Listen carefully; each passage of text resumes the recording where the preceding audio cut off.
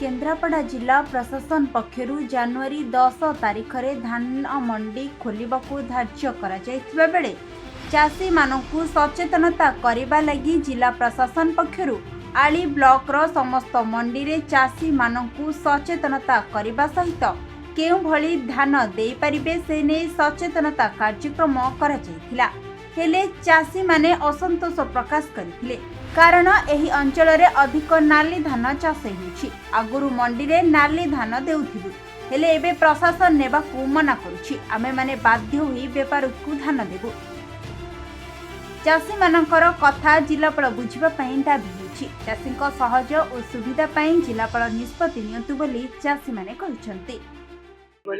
आजरा हेतला कि एफएक्यू मानर जो मानर को मानर से धान देबे चाषी माने तारी ऊपर अवेयरनेस प्रोग्राम टा थिला।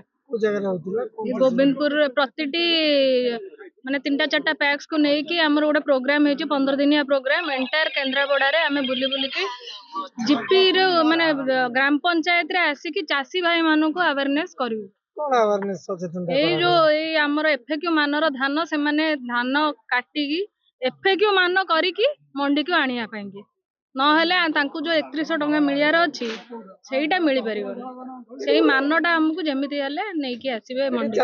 तीनिटी सोसाइटी दुई अंचल रे डिमिरपाल देसाई गोविंदपुर ये हूँ हेडक्वार्टर सोसाइटी तार सभापति मु ये तीनिटी 10टा पंचायत रे आमर एठी अधिक अमलक्षम धान हो जो नाली चाउल बाहर वर्तमान जहाँ विभाग अधिकारी बुझेले जे नाली चाउल बाहर धान से किणवे ना तो धान हम बिकू क्या।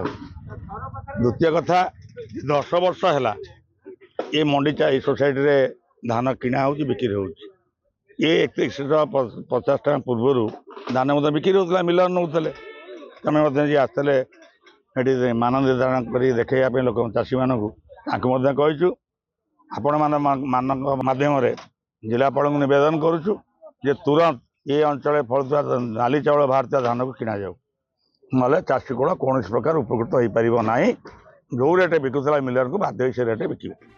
केन्द्रापड़ारू मलय कुमार साहू रिपोर्ट खबर ओडिशा।